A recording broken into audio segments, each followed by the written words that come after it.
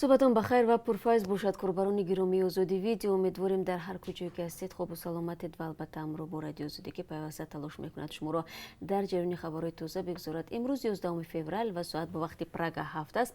من شالای گلخوجا آماده هستم که نوگانی ها را برای شما بگویم. بعد از یک ماه خروج ویروسی نوی کرونا، مقامات تاجیکستان شهروندان از جمله دانشجویان تاجیک را از شهر ووهان چین به وطن برگرداندند. هواپیمای شرکت سومون ایر ساعت 6 صبح امروز در فرودگاه نظامی عینی فرود آمد. مقامات میگویند شهروندان از ووهان برگشته دوام 2 هفته در کرانتین و یا زیر نظارت طبیبان خواهند بود. قبلا دانشجویان تاجیک از شهر ووهان مرکز پیدایش ویروسی نو برها از مقامات خواستند آنها را از این شهر بیرون آورند یا برای رفتنشان کمک کنند چون جانشان در خطر است. با اطلاع مقامات با هواپیمای شرکت سومون ایر حدود 50 نفر که اکثر آنها دانشجویان میباشند به وطن برگشتند. افراد از چین بازگشته را کارمندان کمیته حالت فوق‌العاده و طبیبان همراهی کردند. مقامات وزارت تندرستی اواخر هفته گذشته گفتند در میان افراد بازگشته از چین یگان حالت‌های گرفتارشوی به کرونا ویروس به قید گرفته نشده است. بینندگان عزیز، در دوام روز ما به این موضوع برمیگردیم.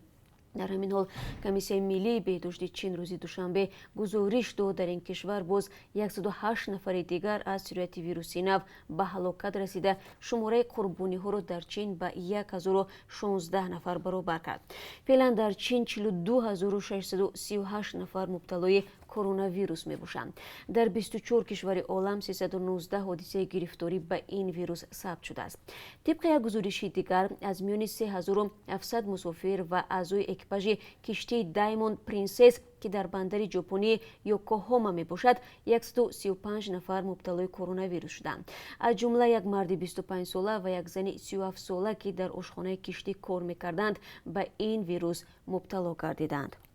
ضمن دادگاه نویه چریوموش که یک بلوگر توجیک رو برای ثبت پرانک و یا صحنه شوخی‌آمیز کرونا ویروس در متروی مسکو حبس کرد. خبرگزاری اینترفاکس روز 2 فوریه نوشت که کرامت‌الله جباروف به افباشی متهم است و تا 8 مارت در بازداشت میماند. او را روز 8 فوریه دستگیر کردند. به نوشته خبرگزاری تاس، جباروف روز دوشنبه در دادگاه اتهام افباشی را نپذیرفت و خود را بیگناه شمرده است. وزارت کارهای داخلی روسیه گفته است ثبت پرانک روز 2 فوریه در واگن متروی مسکو صورت گرفته است. در این صحنه جوانی از هوش می رود و همراهانش فریاد میزنند که او به ویروس خطرناک گرفتار است. این حالت در بین مردم واهمه انداخته است. ثبت این لحظه ها را در اینترنت گذاشتند. به قبل تفتیشات حالا پلیس شریکان کرامت‌الله جباروف را میجوید. تفصیلات این و دیگر خبرها را شما بینندگان عزیز میتوانید در وبسایت رادیو آزادی زیر نشانی www.azadi.org پیدا کنید. جنیش رزاقوف معاون نخست وزیر قرقیزستان از مقامش برکنار شد و از افراد کلیدی در مذاکرات با تاجیکستان برای حل مسائل مرزی به شمار میرفت و در چندین دور گفتگوها هیئت کشور را رهبری کرده است. دفتر مطبوعات ریاست جمهوری قرقیزستان روز 11 فوریه اطلاع داد که تصمیم برکناری جنیش رزاقوف در پی عریضه شخصی او گرفته شده است. جنیش رزاقوف در این مقام از 20 اپریل سال 2018 ایفای وظیفه میکرد. او سرپرستی مسئول امنیتی و مرزی را در حکومت قرقیزستان به عهده داشت. برکناری جنیش رزاقوف از این مقام در حالی است که روز 15 ژانویه سال جاری در شهر بیشکک تا طلب حل مسائل مرزی میان تاجیکستان و قرقیزستان گردهمایی برگزار شد. شرکت‌داران این گردهمایی چندین طلب داشتند که یکی از آنها برکناری جنیش رزاقوف بود.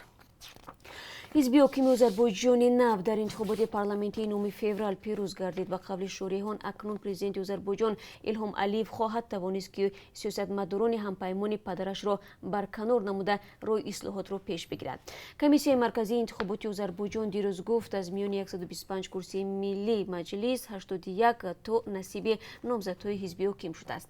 در جریان انتخابات گزارش‌های زیادی نشر شدند که یک نفر به جای چندین کس آواز داده است.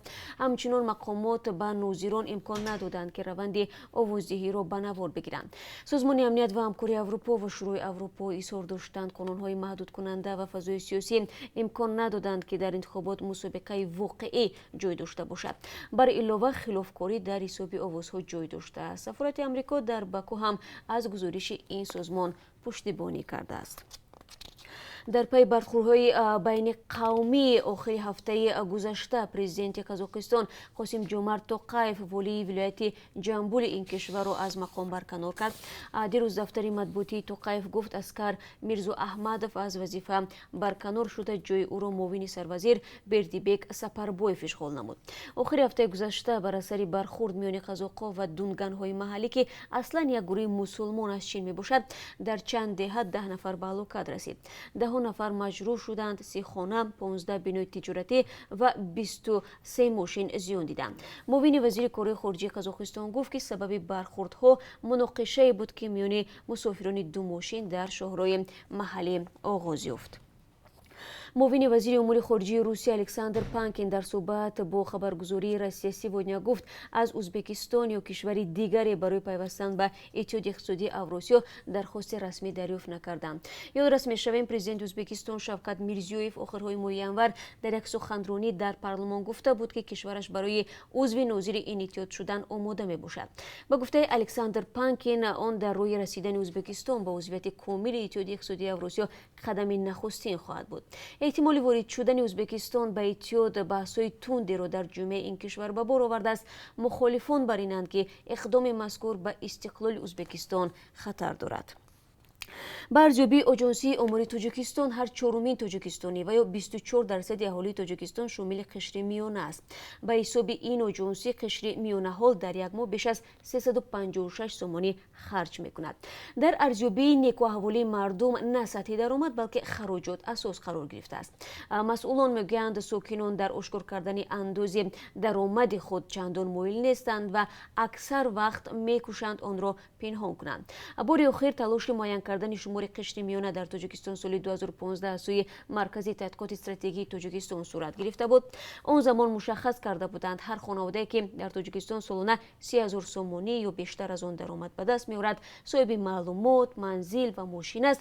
پس اندازه زیاد و امکان مالی برای استراحت و تحصیل فرزندان در داخل و خارجه را دارد، قشر میانه شمرده می شود.